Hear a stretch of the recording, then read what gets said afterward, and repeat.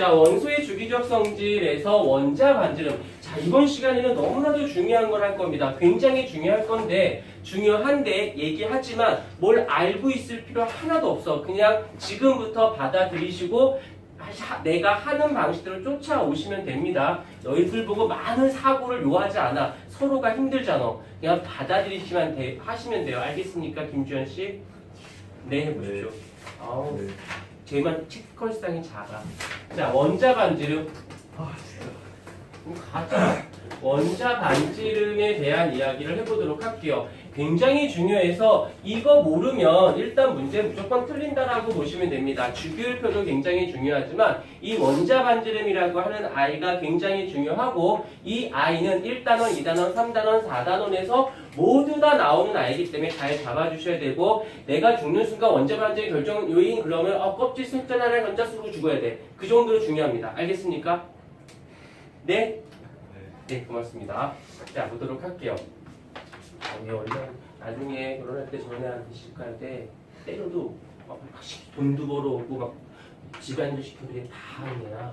자, 원자 반지름 결정 요인에 대해서 도둑 들어오면 딱 봐. 도둑 들어왔다 얘 볼래? 쫄아서 나가. 근데 도둑 들어왔는데 저런 거 있잖아? 뭐야 누가 한다고. 일단 M명가도 좋아. 미안해 주연. 자, 원자 반지름에 대한 이야기를 하도록 할게요. 우리가 여기서 기준이 누가 되냐면 이원자 분자를 이용합니다. 이원자 분자. 이 이원자 분자라는 말뜻은 원자 두 개가 합쳐져서 분자가 되었다는 소리야. 그래서 예를 들어서 H2 아니면 O2 아니면 N2 이렇게 되어 있으면 수소하고 산소가 이렇게 결합되어져 있고 산소가 수소가 이렇게 결합되어 있다는 뜻인데 이거 그냥 지울게요. 그러면 여기서 무엇을 따지는 거냐면 여기에 있는 원자 핵과 여기에 있는 원자 핵을 어떻게 두 직선을 긋습니다. 그러면 핵과 핵 사이의 거리가 되고 이 I를 핵간 거리라고 하고요. 얘를 반으로 나눕니다. 그러면 약간 교집합이 형성이 되어져 있는데 그때 교집합이면 원자의 반지름보단 작은 거 아닐까요? 요 거리에 비해서 얘가 작잖아. 잘렸으니 겹쳤으니까. 그런데 모두 다 이렇게 되다 보니까 그냥 그럼 무시하고 그냥 이렇게 된 것을 우리는 뭐라고 하기로 했다? 원자 반지름이라고 하기로 했습니다. 어렵지 않습니다. 대신 여기서 비활성 기체인 18쪽 원소는 예외가 되지만 일단 일반적으로는 이렇게 잡아줬어요. 그런데 이게 중요한 거 아니야. 이건 몰라도 돼. 자, 이건 그냥 진짜로 몰라도 돼요. 이제 알아야 될 부분이 이거 진짜 모르면 안 됩니다. 절대 꼭 오늘 이번 시간 때 다른 건 몰라도 원자 반지름 결정 요인 중에서 이 아이만 딱 잡고 가셔도 크게 문제는 없습니다. 뭐가 있냐면 원자 반지름 결정 요인 원자 반지름을 결정하는 요인이 있는데 옆에다가 또 써주도록 할게요. 세 가지 컨츄리한 용어이긴 하지만 세 가지라고 생각하셔야 돼요. 다시 할게. 왜 이런 얘기를 해주냐면 원자 반지름을 결정하는 요인이 있어. 얘도 결정하고 얘도 결정하고 얘도 결정해. 그런데 하다 보니까 하나가 생각이 안 나. 두 개였나 세 개였나 뭐였지? 이게 아니라 이것까지 기억해서 무조건 세 가지인 거야. 그 다음에 또 하나 기억할 게 뭐가 있냐면 순서 굉장히 중요합니다. 자, 왜 그런지 설명하도록 할게요. 첫 번째가 누가 되냐면 껍질수야. 껍질수. 껍질수에 의해서 원자 반지름이 결정이 된다고 하고요. 그 다음에 두 번째는 핵 전하량이라고 하는 아이. 핵 전하량이라고 하는 아이가 또 결정을 하고요. 그 다음에 세 번째로는 전자수라고 하는 아이가 결정을 짓는다라고 합니다. 지금 외우지 않으셔도 돼요. 필기 안 하셔도 됩니다. 잘 들으시면 돼요. 잘 들으셔야 돼요. 이렇게 세 아이, 껍질수, 핵전하량, 그 다음에 전자수가 원자 반지름을 결정하는구나. 자, 그러면 이거를 외우는 게 아니라 하나하나씩 해석해 드릴 테니까 보도록 하세요. 자, 이쪽에 아마 빛이 많이 그렇지. 잘 안 보이죠? 자, 이쪽 약간 내려와서 첫 번째 껍질수를 생각해 보자. 껍질수. 자, 껍질수. 그냥 싱크하는 거 외우는 거 아니라 껍질수가 많을수록 어떻게 될까? 자, 할 때마다 말하기 귀찮아서 이 원자 반지름을 난 이제 라지 R이라고 할게요.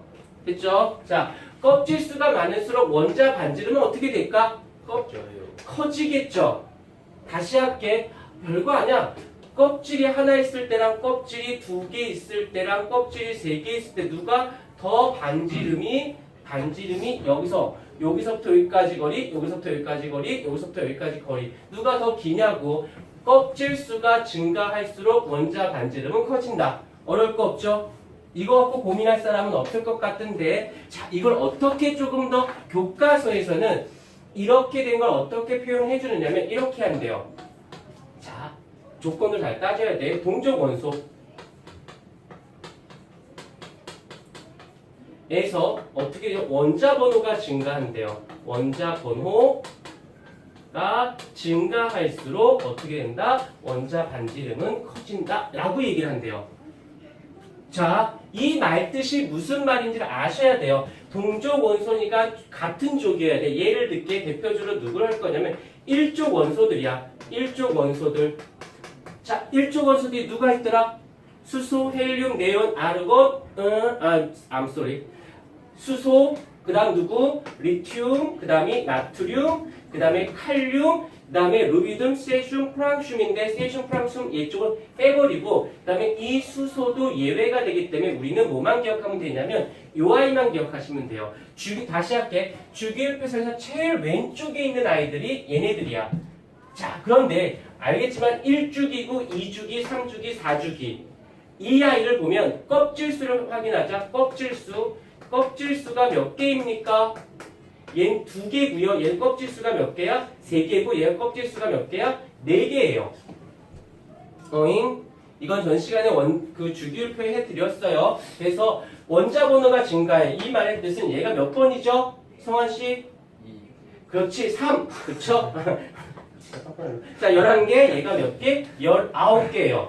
자, 같은 족이고 원자 번호가 증가할수록 껍질 수가 어떻게 되고 있는 게 보여? 커지지? 그러면 일로 갈수록 원자 반지름도 어떻게 된다? 증가한다 라고 얘기를 하시면 끄지마 계속해.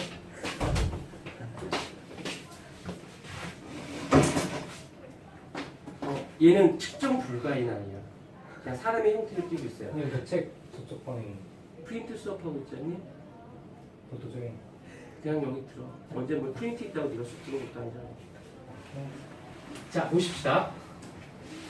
제 남자친구 있어. 자, 동적 원소가 있는 동적 원소가 있는 1족 원소들은 이 리튬, 나트륨, 칼륨이고 어떻게 돼? 원자 번호가 증가할수록 원자 반지름도 증가한다. 어렵지 않죠? 자, 두 번째로 가도록 할게요. 이번엔 두 번째. 원자랑 원자 반지름과 이쪽 보여? 끝까지? 안 보여요. 네, 알겠습니다.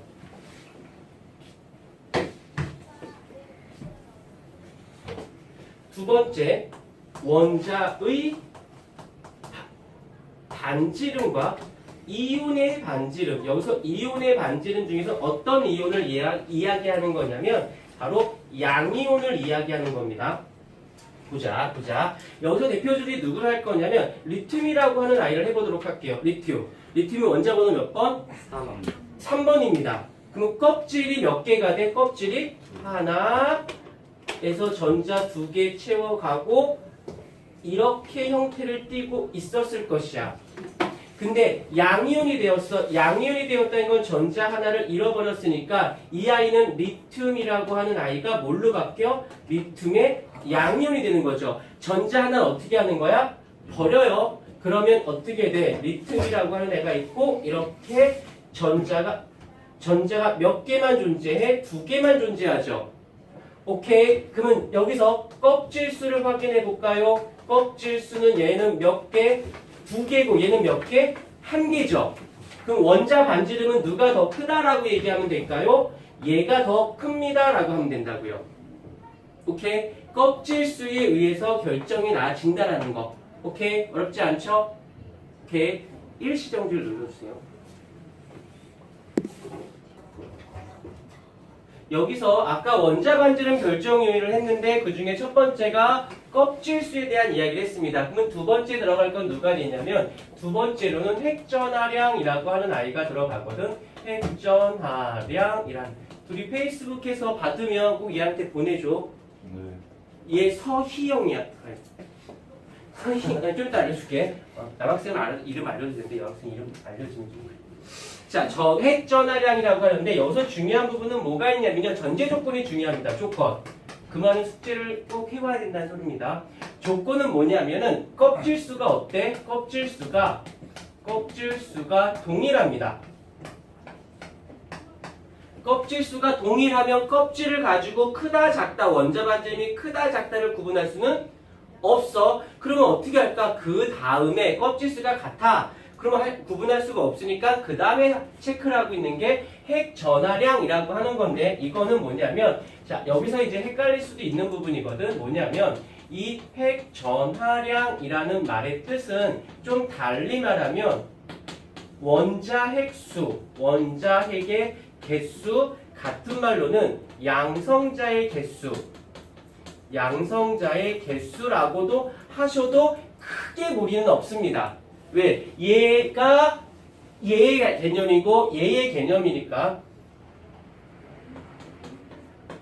그러면 얘는 어떤 거냐면 이 아이랑 또 누가 있냐면 전자 중에서도 원자가 전자라고 있는데 이 아이 간에 무엇이 있냐면 인력이라고 하는